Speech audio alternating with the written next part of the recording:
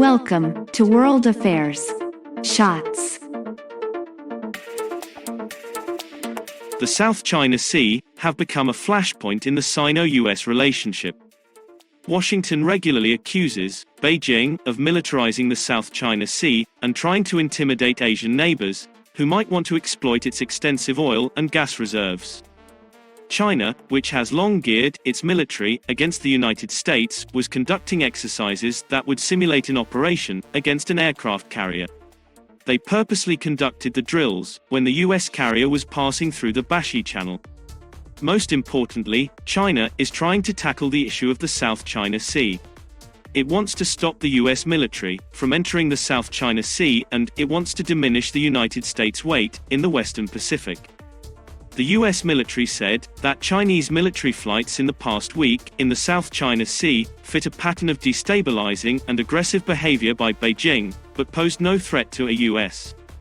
And the United States will continue to fly, sail, and operate wherever international law allows throughout the region. The U.S. Navy regularly conducts freedom of navigation operations by ships close to some of the islands China occupies. Chinese Defense Ministry spokesman Wu Qian stated that the military activities the People's Liberation Army was undertaking in the Taiwan Strait were necessary, as a stern response to the interference by external forces and the provocations of the Taiwan Independence Forces. He added at a press conference in Beijing, "We are seriously telling those Taiwan Independence Forces, those who play with fire will burn themselves, and Taiwan independence means war." Wu Qian's statement comes against the backdrop of rising military tension in the Taiwan Strait that recently saw Beijing send around a dozen bombers and fighter jets into Taiwan's Air Defense Identification Zone last Saturday. The move spurred swift condemnation by the U.S. State Department, which, in a statement, urged China to cease its military, diplomatic, and economic pressure against Taiwan. The Chinese Foreign Ministry also asserted that Beijing was unyielding in its quest to defend national sovereignty and territorial integrity, calling for the U.S. to refrain from sending wrong signals to the Taiwan Independence Forces. Well, China admitted indirectly that it will use force to bring Taiwan under its control. Why India's vaccines are exported, but not sold in market, for public use. India has started shipping out millions of doses of Covishield free of cost. On the list of 13 nations, Bangladesh, Bhutan, Maldives, Mongolia, Myanmar, Nepal, Bahrain, Brazil, Mauritius, Morocco, Oman, Seychelles and Sri Lanka.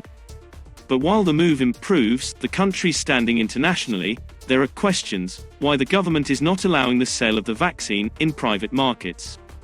Several leading health and pharma experts has appealed to the government to allow private players to roll out the drug as well, since capacity is not a problem in India and all government targets are being met.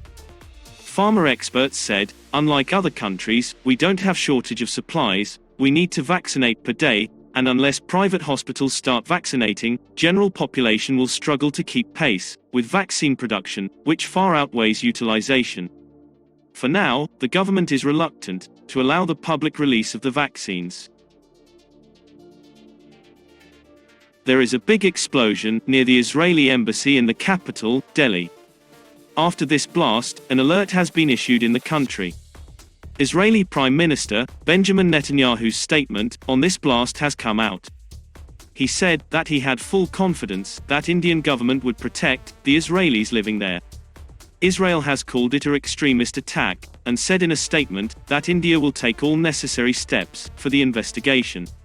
Along with this, the Indian government ordered to find the conspirators. According to the report, some cars were damaged in the blast outside the embassy, but no casualties were reported in the incident. Well, sources said, Jaish-ul-Hind claimed responsibility for the blast.